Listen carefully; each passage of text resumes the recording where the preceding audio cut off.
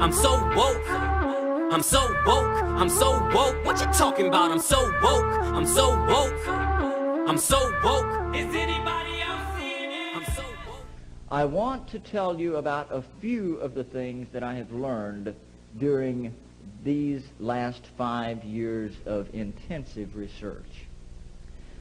Perhaps the most startling thing that I can share with you is that all of the conspiracy theories that you've ever heard about one world government, about the UN takeover of the world, all of those conspiracies have now been laid to rest.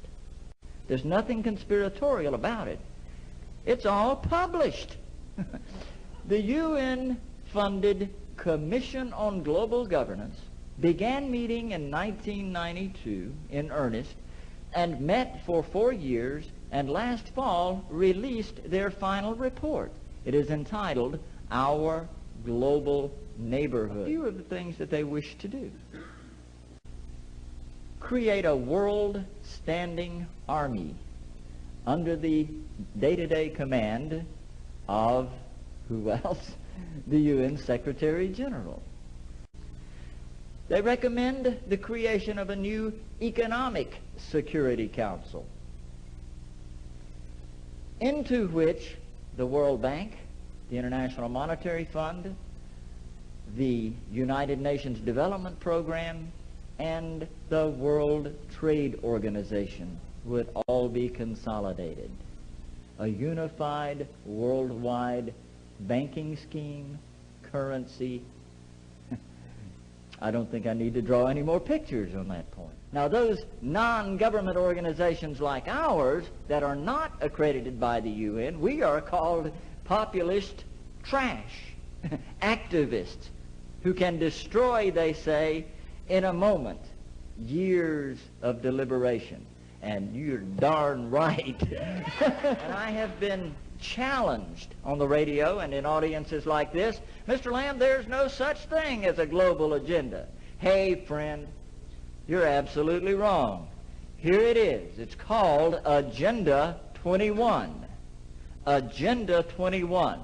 The primary document presented in Rio de Janeiro and adopted by more than 100 heads of state, including George Bush, which lays out in intricate detail all of the transformation that must take place in society in order for it to become sustainable as they define sustainability. This may be available at the United Nations bookstore. I had to pick this up. I had not seen one until last July, had not been able to get one. I happened to be in Geneva attending a United Nations meeting, and I went to the bookstore and bought the thing. I believe it cost $45. Now, the Conference of the Parties held its first meeting in Nassau last December. At that first meeting, the United Nations Environment Program presented them with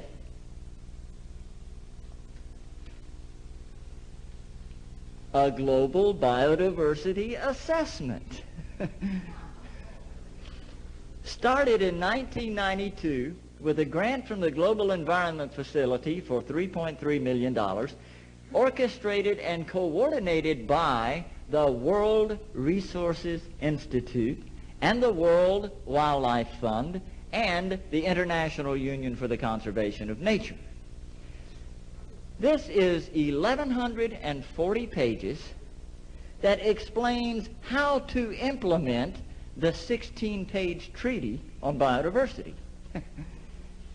The last 200 pages, section 13, deals specifically with a system of protected areas. It defines what a system of protected areas is. It includes core wilderness areas surrounded by buffer zones, similar to those used in the biosphere reserves, created under a UNESCO program and promoted by the United States Man in the Biosphere program. There are 382 biosphere reserves around the world, 47 of which are in the United States. not under authority of any treaty, but by voluntary agreement with the United Nations. These biosphere reserves are to be the nucleus for the core wilderness areas. Scratching my head here, what on earth is going on? And then I stumbled on page 993, and friends, if you don't think that's some heavy reading at night, page 993, after describing these protected areas, sums it all up by saying, the recently published Wildlands Project in the United States is the central theme of protected areas. And on page 15 of the Wildlands Project, Dr. Reed Noss says that we must convert at least 50% of the land area of North America to wilderness, off limits to human beings. Those core wilderness areas are to be interconnected by wilderness corridors off limits to human beings. Those wilderness areas are to be surrounded by buffer zones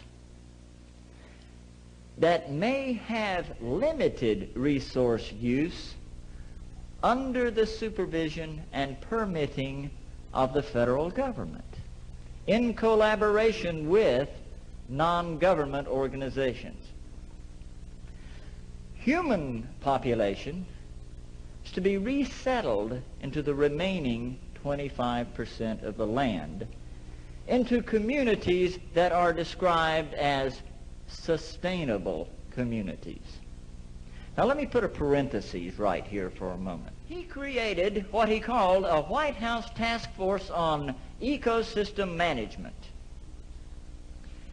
He called 20 federal departments together and said, you will create an ecosystem management policy, and you will implement the ecosystem management policy throughout the federal government, Department of Interior, Department of Agriculture, Department of Commerce, Department of Education, throughout the federal government.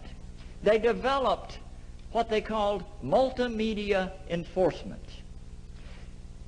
Where they run into a problem with a community that will not accept this ecosystem management concept, multimedia enforcement means that all 20 federal agencies descend on the community and begin inspections and writing tickets. I couldn't believe it. We've come a long way, but there's still more to do. And we need you all back in the fight till it's through. Of course, you're so busy and finding times rough, but you can sleep when you're dead. Right now,